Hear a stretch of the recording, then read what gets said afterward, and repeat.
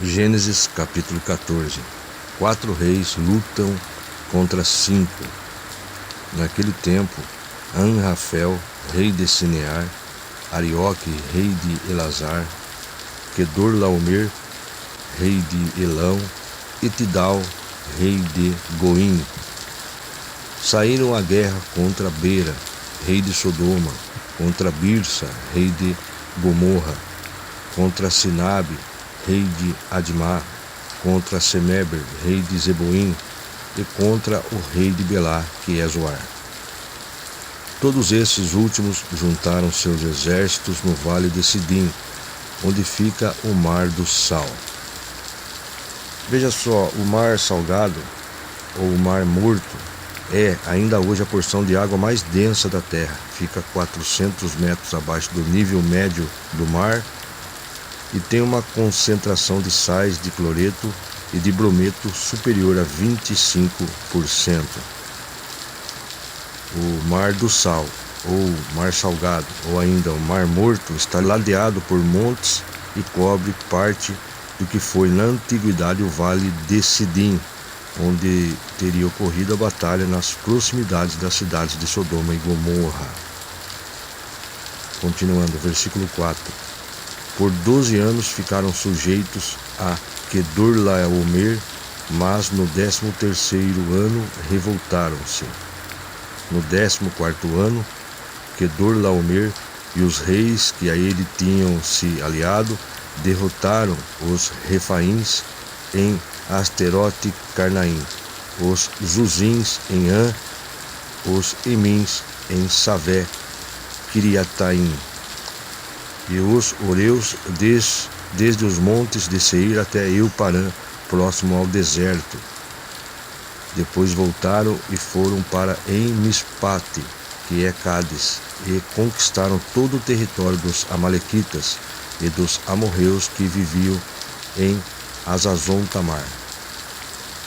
Então os reis de Sodoma, de Gomorra, de Admá, de Zeboim e de Beta, que é Zoar, marcharam e tomaram posição de combate no vale de Sidim, contra Quedorlaomer, rei de Elão, contra Tidal, rei de Goim, contra Anrafel, rei de Sinear, contra Arioque, rei de Elazar, 4 reis contra 5. Ora, o vale de Sidim estava repleto de poços de betume. Os reis de Sodoma e de Gomorra fugiram. Alguns dos seus homens caíram nos poços, e o restante conseguiu fugir para os montes. Tomaram, portanto, todos os bens de Sodoma e de Gomorra e todo o seu mantimento, e se foram. Abrão socorre Ló. Versículo 12. Apossaram-se também de Ló, filho do irmão de Abrão, que morava em Sodoma, e dos seus bens, e partiram. Contudo veio um que escapara, e deu a notícia a Abrão, o hebreu. Este habitava junto aos carvalhais de Manre, o amorreu. Manre e seus irmãos Escol e Aner eram aliados de Abrão.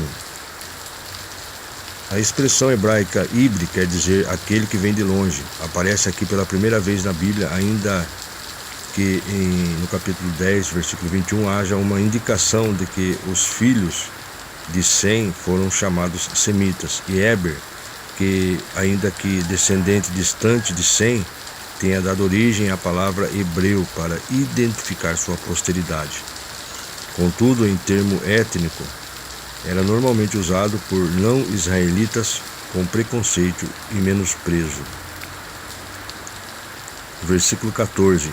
Quando Abrão ouviu que seu parente fora levado prisioneiro, mandou convocar os melhores 318 homens treinados para a guerra, nascidos em sua propriedade, e partiu em perseguição aos inimigos de Dan. Atacou-os durante a noite em grupos e assim os venceu, perseguindo-os até Obá, ao norte de Damasco. Conseguiu recuperar todos os bens e trouxe de volta seu parente Ló com tudo o que possuía, juntamente com as mulheres e todos os demais prisioneiros. Após voltar, Abrão, de sua vitória sobre Quedorlaomer e sobre os reis que estavam com ele, saiu-lhe ao encontro o rei de Sodoma, no vale de Savé, que é o vale do rei. Melquisedeque abençoa Abrão. Versículo 18. Então Melquisedeque, rei de Salém e sacerdote do Deus Altíssimo, trouxe pão e vinho e abençoou Abrão, dizendo: Bendito seja Abrão pelo Deus Altíssimo que criou os céus e a terra. O nome Melquisedeque significa meu rei é justiça.